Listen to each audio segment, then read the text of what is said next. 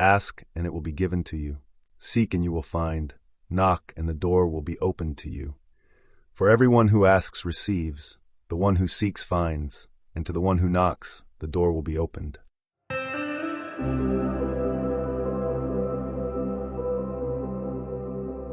At some point in the spiritual life, something strange can happen. Meditation and prayer stop working the way they used to. Sensory pleasures no longer satisfy. Even understanding begins to fail. And the instinct is immediately to assume something has gone wrong. We try to fix it, to control the process, to force clarity, consolation, or meaning. St. John of the Cross offered an explanation, calling this process the dark night of the soul. It is sometimes described as spiritual depression, but St. John meant something far more precise, a phase in which God actively transforms the soul by removing the supports it once relied on, preparing it for perfection and union with the divine love. St. John of the Cross was a Spanish mystic, priest, and Carmelite friar, venerated as a saint by the Catholic Church. He is one of the most celebrated figures of Christian spirituality and Western religious literature. He later joined St. Theresa of Ávila in reforming the Carmelite order, seeking a return to simplicity. The reforms resulted in his imprisonment, marked by total isolation, a period during which he composed the poetry and insights that would later become the dark night of the soul. According to St. John, the journey toward union with God unfolds through two major nights, the night of the senses and the night of the spirit. In both, the soul feels as if it is losing something essential, yet in reality, it is closer than ever to the end of suffering, as resistance slowly falls away.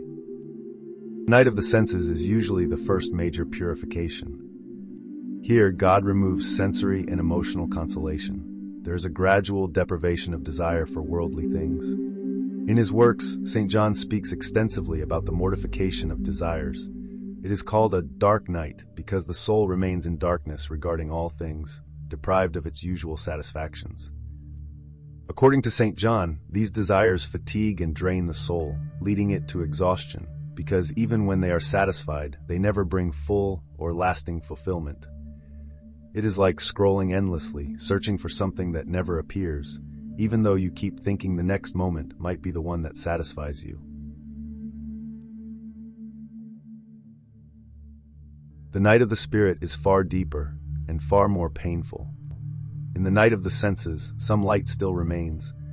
Reason and understanding are not yet fully obscured. But in the second spiritual night, the soul is deprived of everything, both sense and intellect. This night purifies the deepest faculties of the soul, the intellect, the memory, and the will. The soul can feel abandoned by God, unsure of its spiritual state, and stripped of identity and certainty.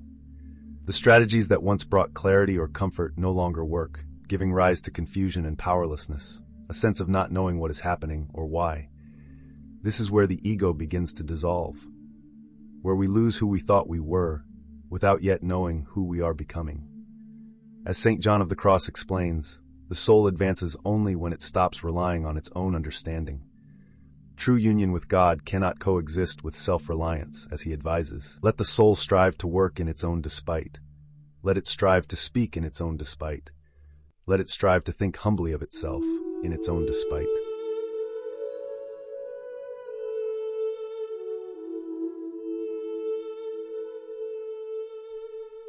In the night of the spirit, the soul leaves behind all natural imaginings and inner supports.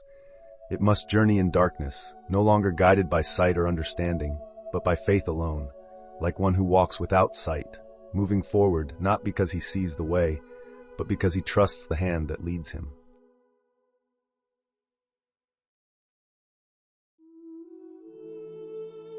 This night is described in his works as an inner crucifixion, where the soul is brought to a kind of death, not of the body, but of everything the will clings to as self. During the dark night, we stand in a strange in-between state. We can no longer enjoy the old life, yet the new life has not fully appeared. We cannot return, but the way forward is dark and unknown. The soul is drawn inward toward what St. John called nothing.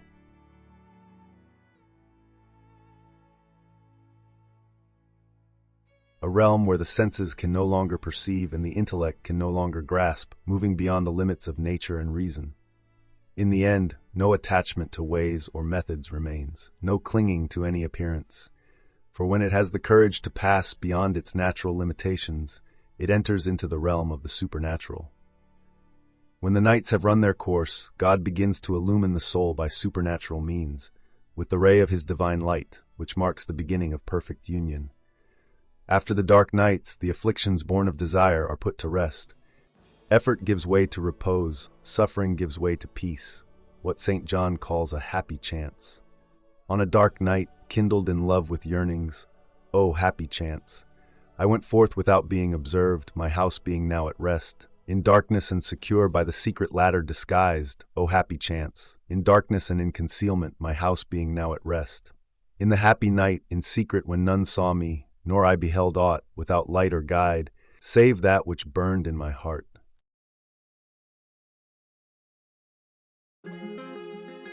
Dark night of the soul is not for everyone, and not every suffering is a dark night.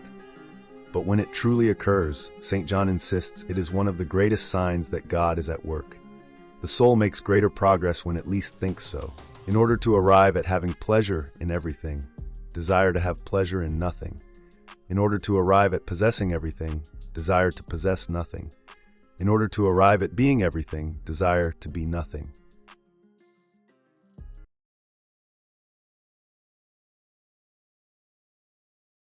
Thanks for watching. If you like this video, please subscribe and let me know your thoughts in the comments.